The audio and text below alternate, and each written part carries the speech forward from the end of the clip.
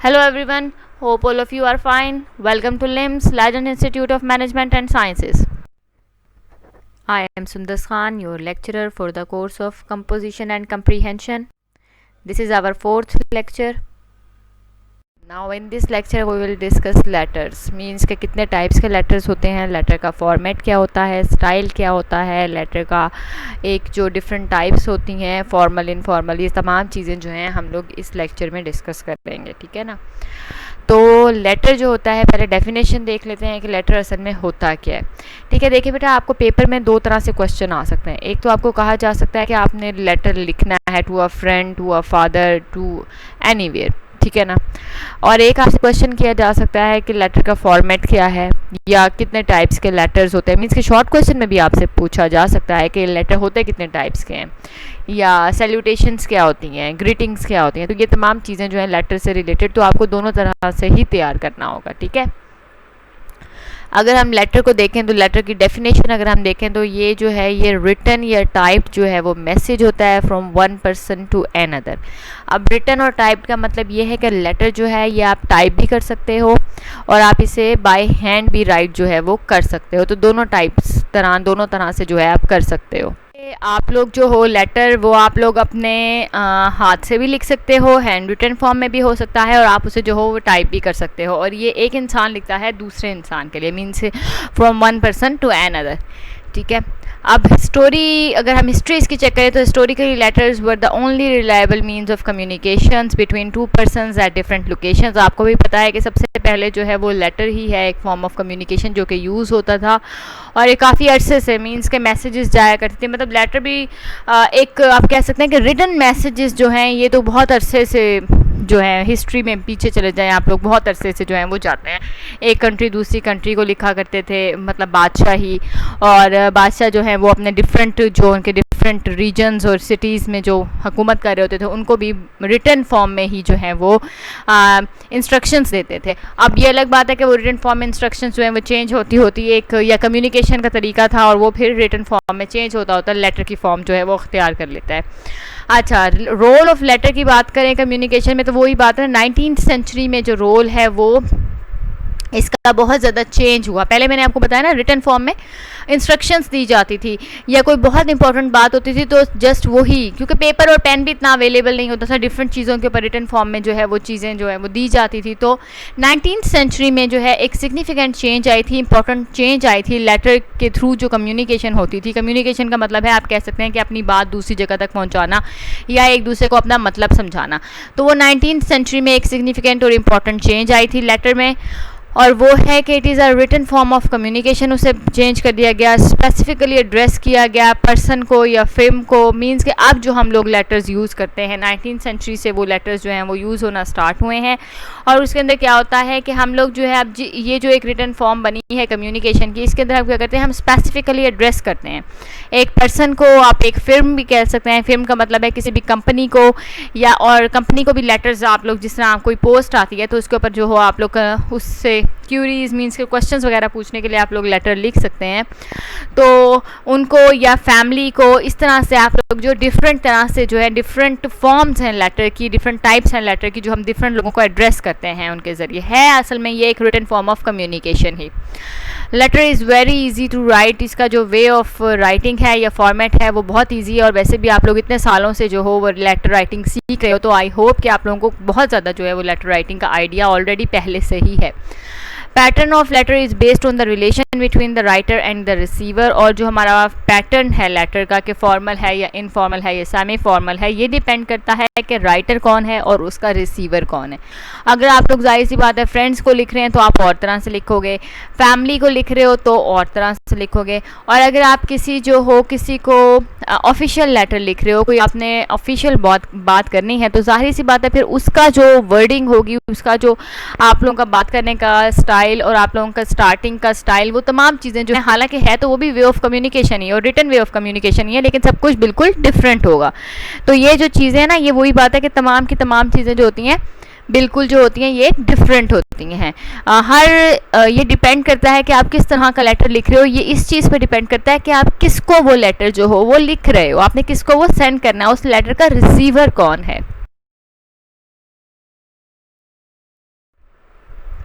Okay, अब हम लोग डिस्कस करेंगे कि लेटर राइट करने से पहले हमें कौन कौन सी चीज़ें जो हैं वो माइंड में रखनी होती हैं, या हमें कौन कौन सी चीज़ें जो हैं वो लेटर राइटिंग से पहले ही सोच के रखनी चाहिए, ताकि उस टाइम जो है हमारा ज़्यादा टाइम वेस्ट ना हो। ठीक है, तो बिफ़ोर राइटिंग जो है उसमें आप किस किस चीज़ को अपने माइंड में रखेंगे। सबसे पहले जो चीज़ है वो आपको पता होना चाहिए, टोन कैसी है। आपने जो लेटर लिखना है, क्या वो हैप्पी है, क्या वो सैड है, क्या आप एक्साइटेड हो, क्या आप डरे हुए हो। टोन आप लोगों की जो है वो कैसी है, क्योंकि आप देखें, आपको अगर कोई लेटर आया है तो आपने फॉर एग्जांपल किसी की डेथ से रिलेटेड खुदा न ख्वास्ता आपको कोई लेटर आ गया है, तो उसमें जब राइट करोगे उसका आंसर, तो आपकी टोन जो है वो ज़ाहिर सी बात है सैड होगी। ठीक है ना।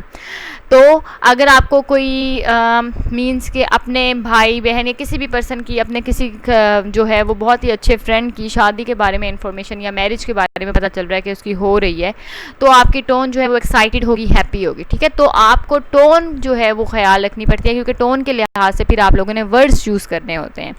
वर्ड्स से ही पता चलेगा कि आप क्योंकि आप लोग रिटन फॉर्म ऑफ कम्युनिकेशन है ना बेटा। जब रिटन फॉर्म ऑफ कम्युनिकेशन होता है तो इसका मतलब ये होता है कि आप लोग राइट करके अपनी बात समझा रहे हो, तो इसका मतलब है कि वर्ड्स जो आप यूज़ करोगे वो बहुत ज़्यादा इम्पॉर्टेंट है।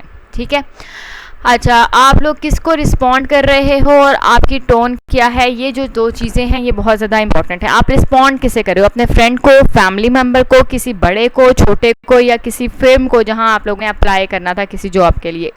ये तमाम चीज़ें माइंड में रखेंगे और उसके बाद ही आप लोग जो डिसाइड कर पाओगे कि आपने किस तरह से उसको आंसर करना है। ठीक है, या फर्स्ट टाइम भी अगर लिख रहे हो तो किस तरह से, किस वर्डिंग में आपने लिखना है।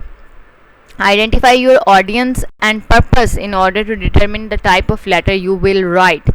अच्छा, अब यहाँ पे फॉर्मल और इनफॉर्मल की बात हो रही है कि आपने फॉर्मल लेटर राइट करना है या इनफॉर्मल राइट करना है। ठीक है, इन दोनों में से कौन सी टाइप का लेटर जो है वो आप लोग लिखोगे, ये चीज़ डिपेंड करती है आपके ऑडियंस के ऊपर, यानी कि रिसीवर ऑफ द लेटर के ऊपर।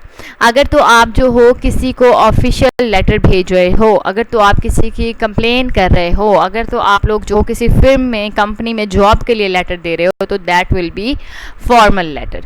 ठीक है ना। अगर आप लोग जो हो लेटर वो दे रहे हो अपनी फैमिली में, अपने फ्रेंड्स में, अपने कजन्स में, तो जाहिर सी बात है फिर वो जो लेटर होगा वो इनफॉर्मल लेटर होगा। ठीक है ना।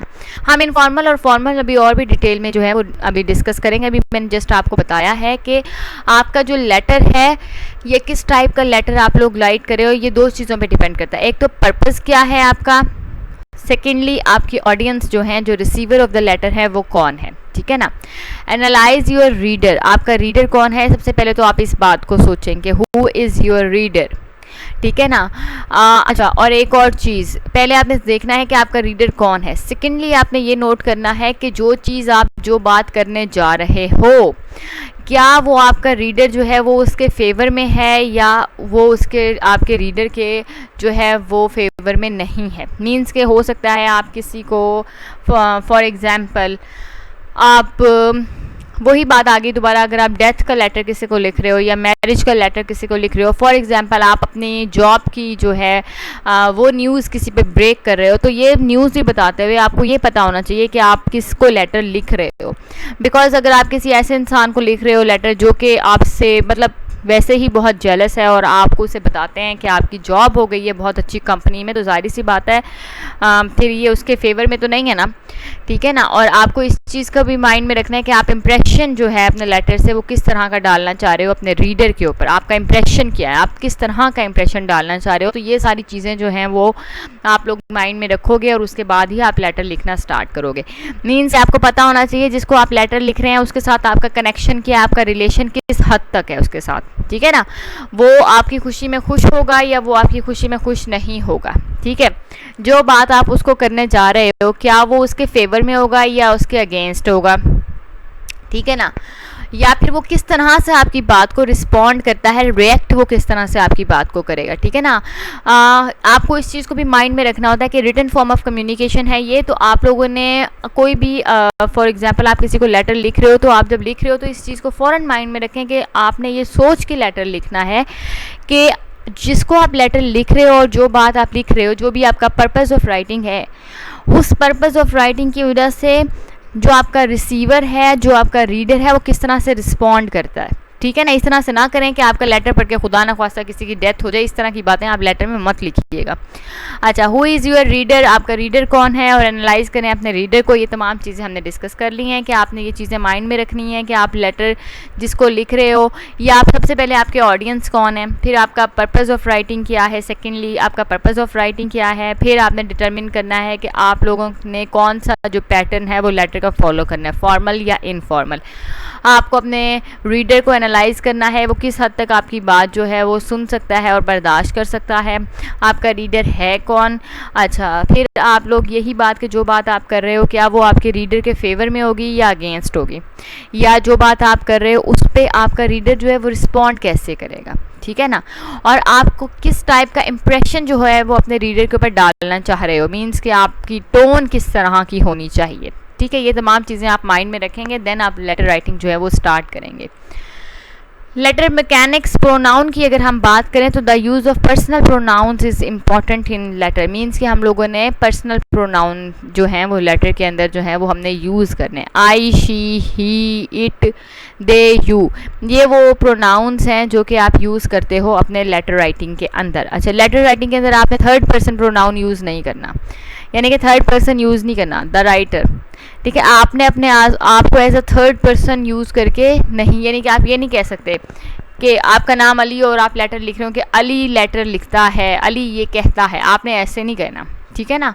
आप लोग कहें मैं, ठीक है, या वो, या आप जिसकी बात कर रहे हैं उसका नाम लें। आपने थर्ड पर्सन, आप खुद तो नहीं है ना, आपने अपने पर्सनल प्रोनाउंस यूज़ करने हैं जो कि I, she, he, it, they, we, ये तमाम हैं, ठीक है।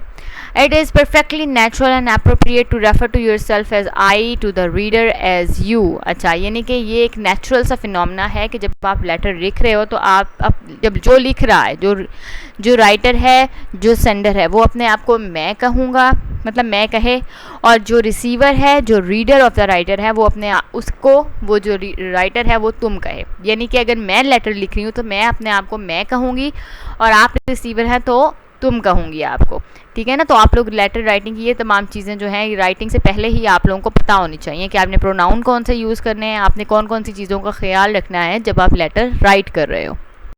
अच्छा, उसके बाद जो और इम्पॉर्टेंट चीज़ें हैं वो बी फोकस्ड, मीन्स कि जो बात आप करना चाह रहे हो वो आप करो, ठीक है ना। अपनी बात ये ना हो कि आप हाल पूछ के और ना अपनी दो चार इधर उधर के किस्से सुना के जो बात आपने करने के लिए लेटर लिखा था वो बात आपकी रह जाए, ठीक है, ऐसा नहीं होना चाहिए। आपका जो पर्पस था वो तो आप फुलफिल करो ना लेटर राइटिंग में।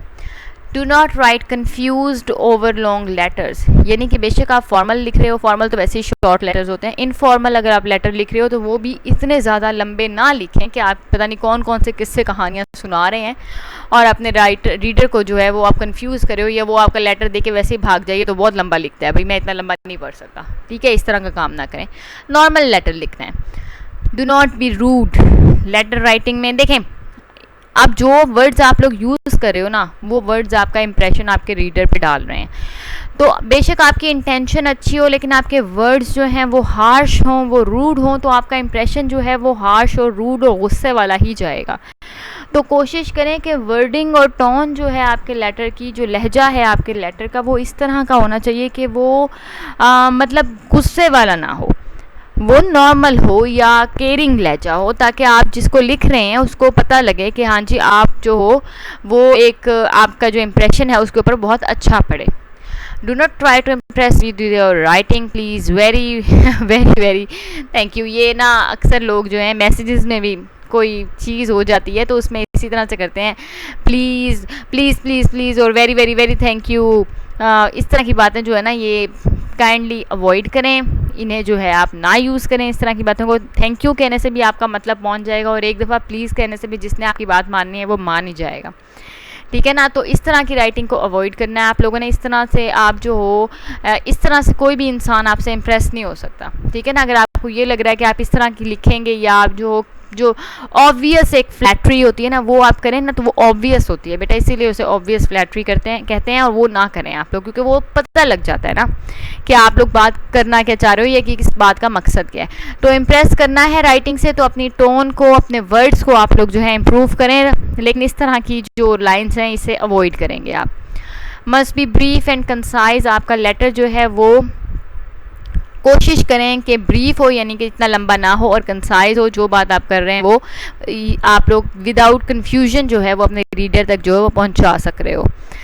Refer to the source. अच्छा, ये रेफ़र टू द सोर्स जो है यहाँ पर ये इसलिए आ रहा है कि अगर आपने किसी फिर्म या कंपनी में लेटर भेजना है तो वो लेटर आप लोगों का ब्रीफ या कंसाइज होना चाहिए, मीन्स कि शॉर्ट होना चाहिए। जो बात आप कर रहे हो वही करनी चाहिए आपको। और जिस सोर्स से आपको पता चला है कि इनकी कंपनी में या फिर्म में कोई जॉब है या इस जॉब पे आप अप्लाई करो, तो आपने वो सोर्स ज़रूर मेंशन करनी है, ठीक है ना। To be successful you must seriously think about the contents of your application. और अगर आप चाह रहे हो कि आपको वाकई ही वो जॉब जो है वो मिल जाए जिस पे आप अप्लाई करने की कोशिश कर रहे हो, या जिस पे आप लेटर करके क्वेश्चंस पूछ रहे हो कि क्या चीज़ है और कैसे है, तो आपने सीरियस होके उसके कंटेंट्स मीन्स के सब्जेक्ट मैटर हो, जो वर्ड्स हो, जो जो चीज़ें आप उसमें लिख रहे हो, आपने उन चीज़ों को सीरियसली लेना है और उसको सीरियसली आपने राइट करना है, ठीक है ना। Remember your audience. आपको अपने ऑडियंस के बारे में पता होना चाहिए। The person who will be receiving the letter. सबसे इंपॉर्टेंट चीज़ जो ये है कि आपको इस चीज़ का आइडिया होना चाहिए, ये जो लेटर आप सेंड कर रहे हो ये आप किसको सेंड कर रहे हो और इसका रिसीवर कौन है, ताकि आप उसको उसी तरह से एड्रेस करो, उतनी ही रिस्पेक्ट दो। जब आप लोगों, क्योंकि ये जो चीज़ होती है ना, ये होता है इम्प्रेशन डालना। जब आप उसको अच्छी तरह से एक सीरियस मैटर का समझ के उसको ट्रीट कर रहे हो, उसको सीरियसली आप उसके बारे में सोच रहे हो, सीरियसली आप उसके बारे में लिख रहे हो कि आपको क्या क्या चीज़ें जो हैं वो पॉइंट्स जो हैं वो लिखने हैं, कोई मिस ना हो, और आप जो हो आपने सोर्स को रेफ़र करना है, ब्रीफ और कंसाइज रखना है। आपने ऑडियंस का आपको पता होना चाहिए कि कौन है, किस तरह का है, और उसको आप लोग कितनी, मतलब जितना रिस्पेक्टफुल आप रहेंगे उतना ही आपकी एप्लीकेशन के लिए, लेटर के लिए, एप्लीकेशन का मतलब है जिस चीज़ पे आप लोग जॉब पे अप्लाई कर रहे हो उस पे लिख, उसके लिए जो लेटर लिख रहे हो उसके ऊपर बहुत अच्छा जो इम्पैक्ट है आपका वो पड़ेगा। Use language that the person will appreciate and pay attention to. Language हमेशा आपकी लैंग्वेज और वर्डिंग, ये जो होती है ना लेटर की सबसे इंपॉर्टेंट चीज़ है। तो इस तरह की वर्डिंग और लैंग्वेज लिखें कि आपका जो लेटर है वो आपके रीडर की अटेंशन जो है वो ग्रैब करे, ठीक है ना, वो उसको रीड करे कि वाकई कोई चीज़ जो है ना वो लिखी गई है। Don't use slang when writing a formal letter. और स्लैंग लैंग्वेज, ये जो आप शॉर्ट वर्ड्स जो हैं वगैरह ये जो यूज़ करते हैं, ये आप लोग फॉर्मल के अंदर तो बिल्कुल भी लेटर के अंदर राइट नहीं करेंगे, क्योंकि फॉर्मल तो आपको वैसे ही पता है एक फॉर्मल चीज़ होती है, ऑफिशियल चीज़ होती है, तो इसके अंदर स्लैंग्स वगैरह आप लोग यूज़ नहीं करोगे। टाइप्स ऑफ लेटर, मैंने आपको पहले ही कहा था। अब हम टाइप्स ऑफ लेटर डिस्कस कर लेते हैं। आपके पास कितनी टाइप्स ऑफ लेटर हैं आपके पास फ़िलहाल यहाँ पे? वैसे तो पहले 2 कहते थे, लेकिन अब 3 थोड़ा सा सेमी फॉर्मल टाइप भी लेटर एक आ गया है। तो फॉर्मल लेटर है हमारे पास, इनफॉर्मल है और सेमी फॉर्मल है, ठीक है। फॉर्मल लेटर्स कौन से होते हैं? ये वो लेटर्स होते हैं, या ये लेटर्स उन लोगों को लिखे जाते हैं जिनको हम लोग पर्सनली जो है या पर्सनल लेवल पर नहीं जानते, ठीक है ना। मीन्स के उनके साथ हमारी हेलो हाय तो है, लेकिन हम उनको पर्सनल लेवल पे अच्छी तरह से जो है वो नहीं जानते। तो उन लोगों को जो लेटर्स लिखे जाते हैं उनको हम लोग कहते हैं फॉर्मल लेटर्स, ठीक है। और ये हम लोग लिखते क्यों हैं? पर्पज़ क्या होता है इन्हें लिखने का? इन्हें लिखने का पर्पज़ होता है कि आपने इन्फॉर्मेशन लेनी होती है इन लोगों से, या आपने जॉब पे अप्लाई करना होता है, आपने कंप्लेन करनी होती है किसी भी चीज़ की, तो आप फिर फॉर्मल लेटर्स लिखते हो, ठीक है। These kind of letters are short and precise या कंसाइज। ये शॉर्ट होते हैं और टू द पॉइंट होते हैं, ठीक है। ये जो होते हैं आप इसके अंदर हाल अहवाल नहीं पूछते, बल्कि इसके अंदर आप डायरेक्ट बात करते हो, क्योंकि पर्सनल लेवल पे तो आप उस इंसान को नहीं जाते कि आप उससे पूछो कि आपकी बीवी कैसी है, आपके बच्चे कैसे हैं, आपकी मम्मा कैसी हैं। ये तमाम चीज़ें तो आप तब किसी से पूछते हैं ना जब आप उसके साथ फ्रैंक हो। जब आप किसी को पर्सनली जानते ही नहीं हो तो फिर आप जो हो वो टू द पॉइंट लिखोगे, आप उसको लेटर लिखोगे। 3-4 टाइप वजह होती हैं जिनकी वजह से हम लोग जो है फॉर्मल लेटर्स लिखते हैं। हमने इन्फॉर्मेशन लेनी होती है, जॉब पे अप्लाई करना होता है, या कंप्लेन करनी होती है, तो हम इस तरह के लेटर्स जो हैं वो लिखते हैं। और ये लेटर्स जो होते हैं शॉर्ट होते हैं, कंसाइज होते हैं, ब्रीफ होते हैं, टू द पॉइंट होते हैं। कंटेन सर्टेन ऑब्जेक्टिव्स, कुछ सर्टेन ऑब्जेक्टिव्स मीन्स कि आपका पर्पज़ होता है ना, कोई जो पर्पज़ फुलफिल करने के लिए आप वो लेटर लिखते हो। अगर जॉब के लिए लिख रहे हो तो आप उससे रिलेटेड बात करोगे, अगर आपने कोई इन्फॉर्मेशन लेनी है तो आप उससे रिलेटेड बात करोगे, अगर आप कंप्लेन कर रहे हो तो फिर आपकी बात जो है, आपका ऑब्जेक्टिव जो है वो वही होगा कि आप कंप्लेन कर रहे हो किसी चीज़ की। These letters can be an application और ऑफिशियल लेटर। ये लेटर जो होते हैं किसी भी जॉब पे अप्लाई करने के लिए एप्लीकेशन भी हो सकती है, या कि फिर जो है वो ऑफिशियल लेटर भी होते हैं, जो कि ऑफिशियल तौर पे अक्सर आप लोगों ने देखा होगा किसी की अगर कोई गवर्नमेंट जॉब होती है तो उसे लेटर आता है जिसके ऊपर लिखा, वो आपने पढ़ा होगा, तो वो 2-3 लाइन्स का होता है। जस्ट ऊपर सैल्यूटेशंस और ग्रीटिंग्स हेडिंग्स वगैरह देने के बाद अंदर 2 लाइन्स होती हैं बॉडी के अंदर कि it is hereby inform you that you have to join this firm या दिस कंपनी फ्रॉम डेट लिखी होती है आगे। बस 2 से 3 लाइन से ज़्यादा का लेटर नहीं होता, तो वो ऑफिशियल लेटर होते हैं।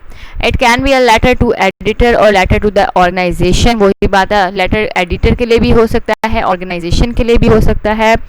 It follows business jargons. अच्छा, जार्गन्स क्या होते हैं? जार्गन्स होते हैं ऑफिशियल लैंग्वेज, जिस तरह डॉक्टर्स की एक ऑफिशियल लैंग्वेज होती है। फॉर एग्जांपल, आप लोगों को थोड़ा सा बुखार है और आप लोग जाके डॉक्टर को चेक करवाओगे तो वो आपको कहेगा चेस्ट इन्फेक्शन है, तो वो उन लोगों की जो है ना अक्सर ही वो इस तरह से ही कह रहे हैं। तो ये जो होती है ये उनकी ऑफिशियल लैंग्वेज होती है।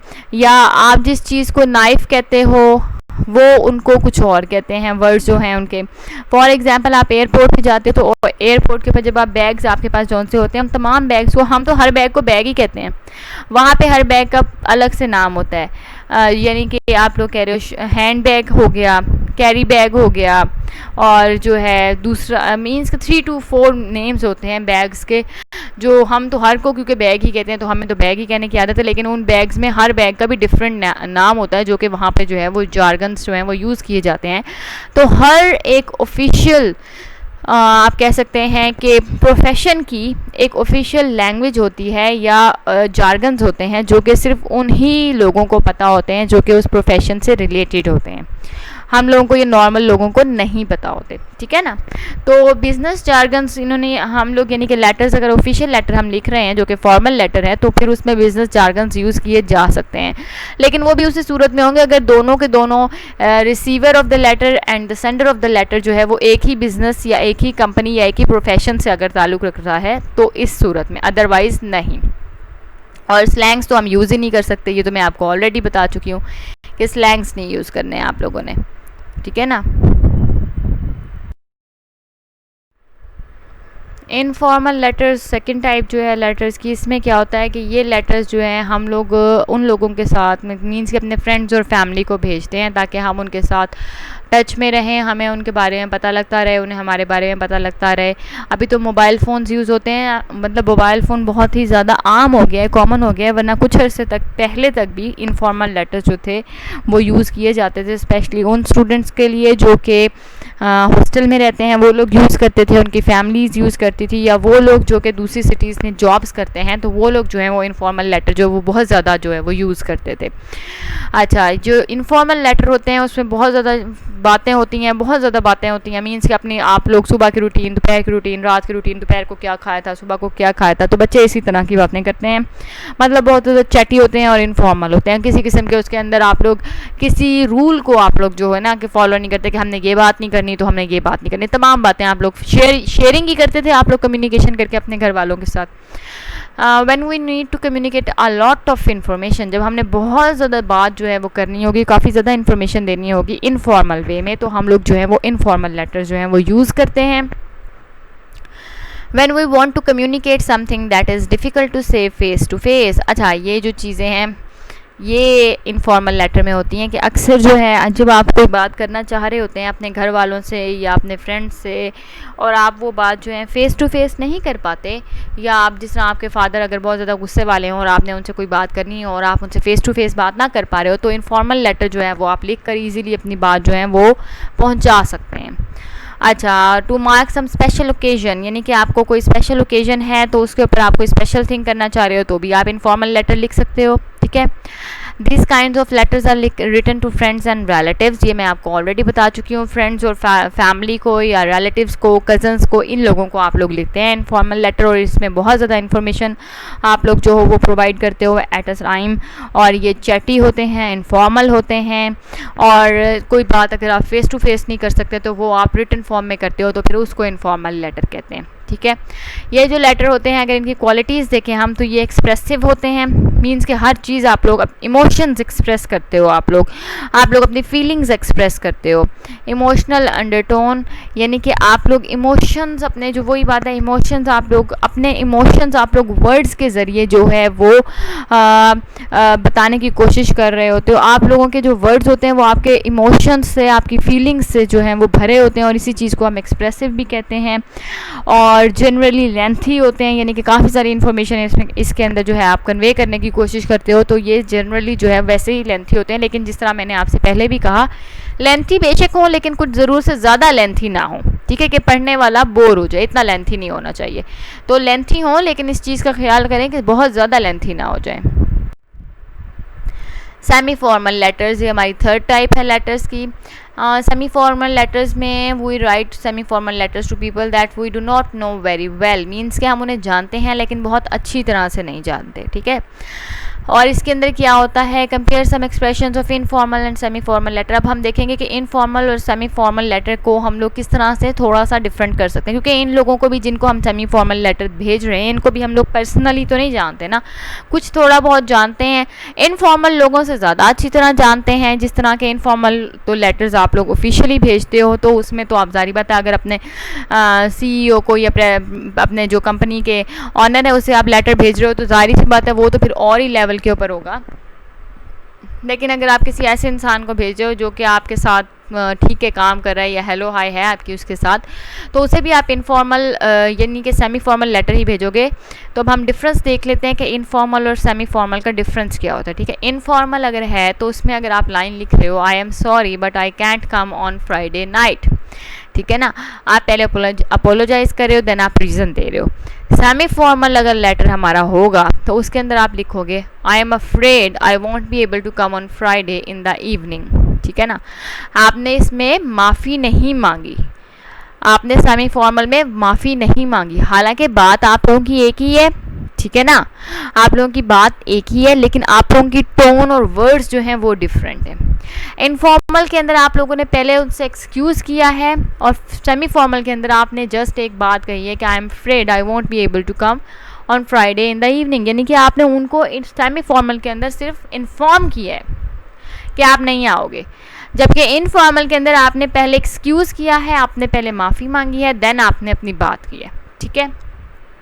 ओके, एक और एग्जांपल देखते हैं। इनफॉर्मल में I did not like the food, semi formal में I was dissatisfied with the food, ठीक है ना। आई डिड नॉट लाइक और डिससेटिस्फाइड में बहुत डिफरेंस है, वही बात है, हार्श टोन है। सेमी फॉर्मल के अंदर आप अपने इमोशंस एक्सप्रेस कर रहे हो किसी हद तक, ठीक है ना, किसी हद तक आप अपनी ओपिनियन दे रहे हो सेमी फॉर्मल के अंदर।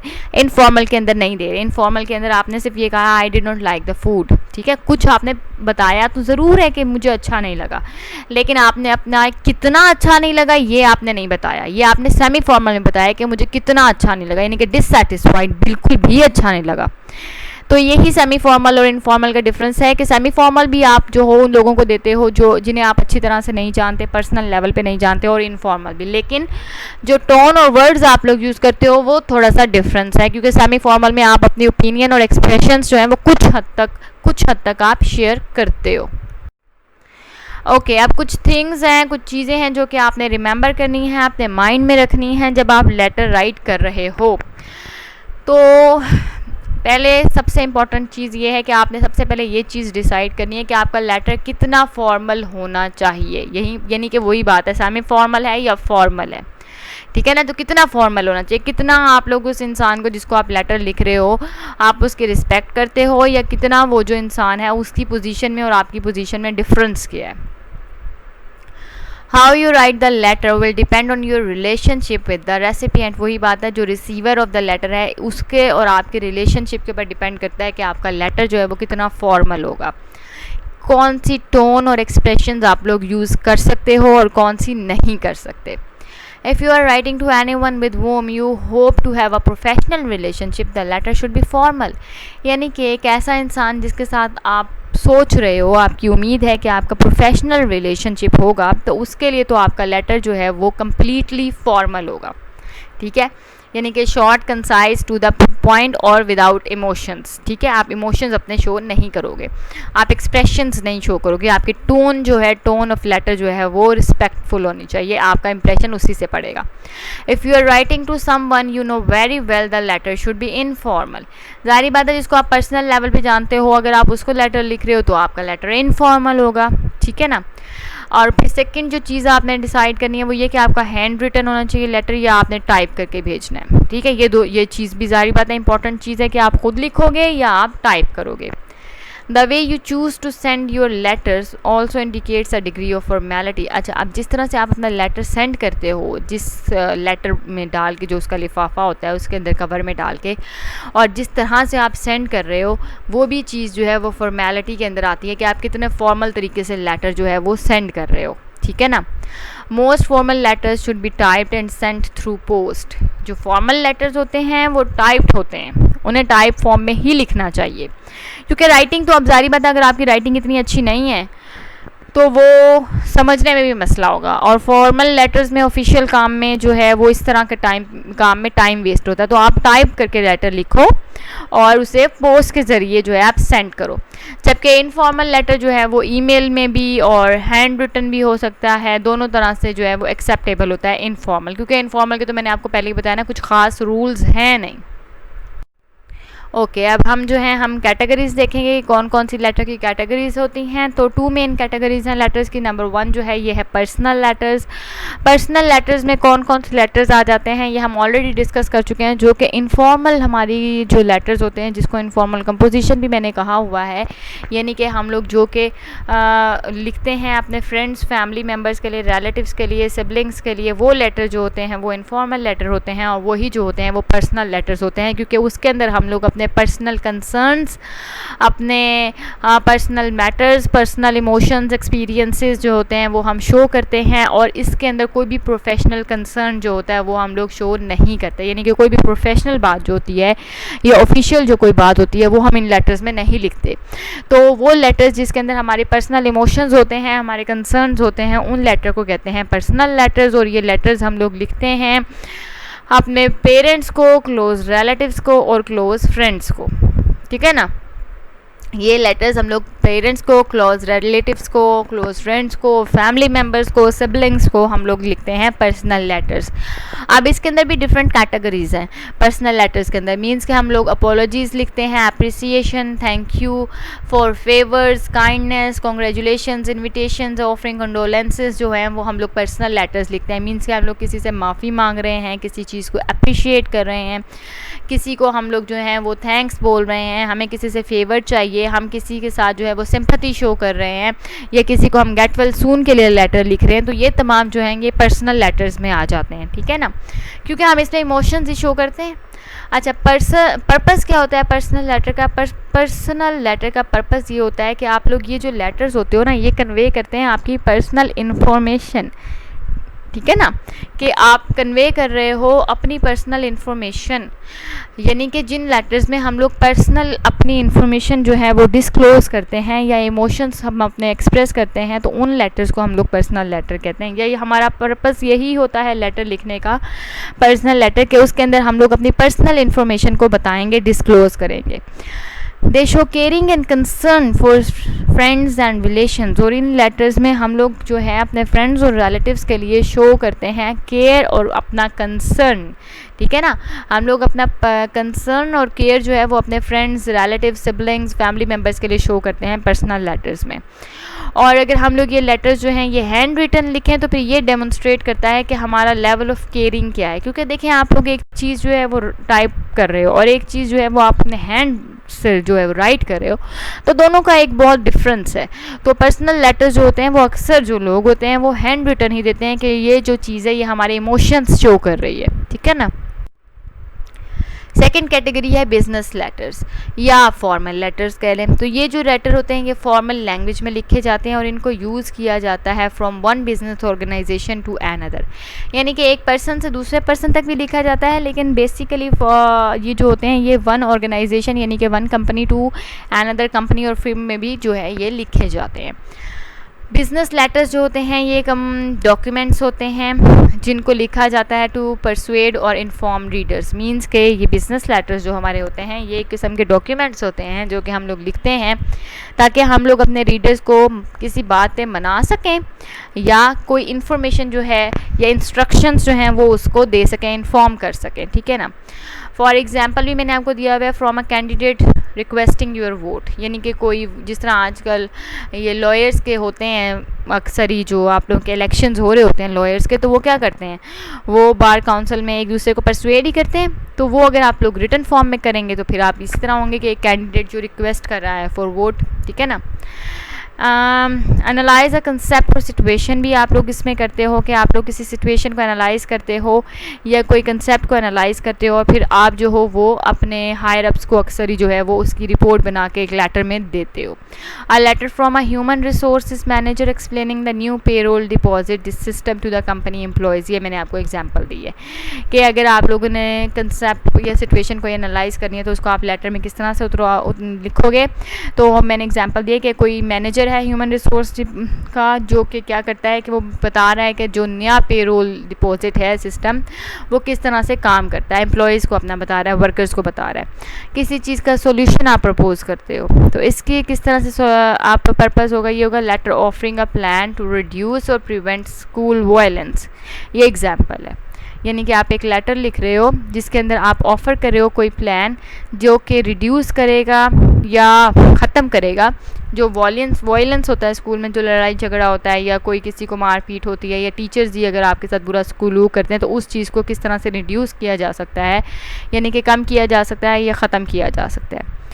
करेक्ट सम परसीव्ड एरर्स और मिसकम्युनिकेशन, यानी कि आप लोग किसी भी एरर और मिसकम्युनिकेशन को ख़त्म करने के लिए भी जो है वो बिज़नेस लेटर्स लिख सकते हो कि हमें गलत समझा गया या हम लोगों ने ये नहीं किया या ये थोड़ी सी हमारी जो है मिसअंडरस्टैंडिंग होगी या मिसकम्युनिकेशन होगी, तो वो भी आप लेटर की फॉर्म में जो हो वो डॉक्यूमेंट बना के आप लिख सकते हो। I hope each and everything is clear. If you have any questions, you can ask me. Thank you.